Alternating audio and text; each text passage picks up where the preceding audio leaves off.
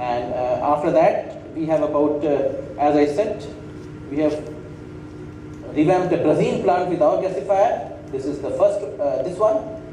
We are running a pilot plant in Germany with this capacity, and now we are doing a big plant, Northwest Redwater in Canada, which is under construction, gasifying hydrocracker recipe. Just to give a quick, this thing works under the quench as well as the boiler configuration. Quench configuration should be used if you have very dirty residues which could block up your boiler tubes. Normally, the refinery type of residue suits the boiler configuration. But if you have dirty fluids, you could use the quench. Quench could also be used if you don't want to generate high pressure steam, but you want to send it to CO shift directly. Because once you generate high pressure steam, you will cool down your gases. Whereas in CO shift, you need at least a 250-degree temperature to go to CO shift. So in those cases, you will go for a quench configuration. There are of course many others, but I'm just touching upon some of the essence of some of these. This is the so-called quench configuration. The gas is quenched first, and then finally after heating, after cooling down. So this is the quench step. It goes to the AGR. As against the boiler step, where you hear itself to generate a high pressure steam for use if you want to use a power plant or somewhere you need high pressure steam, you can use this. But if you have nasty residues which could block up your tubes, then you should go for quench. Of course, this we can discuss in some other forum, but I thought to give you a flavor of this oil gasification also. And the island is more or less pretty much the same, except that there are no byproducts.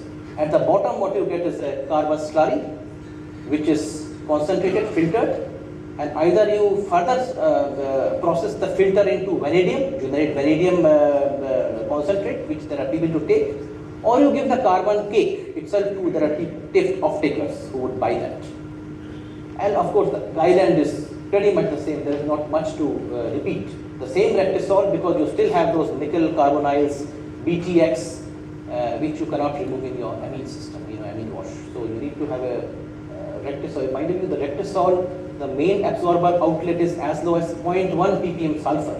It's very, very low. So it can go down to that level in a rectisol process.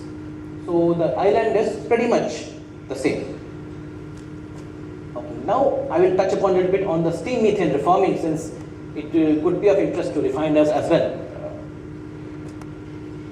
This is more or less a snapshot of, okay, we are not covering all reformers, but all over the world, I mean, some reformers are there.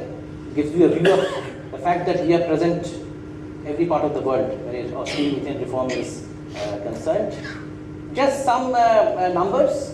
The largest hydrogen unit we have done is 2 trains in Yanbu, Saudi Arabia, roughly 340,000 Nm per hour of hydrogen.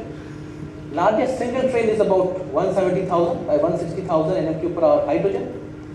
This is for a mega methanol plant with a total syngas of 530,000 Nm3, equivalent to 320,000 Nm per hour of hydrogen.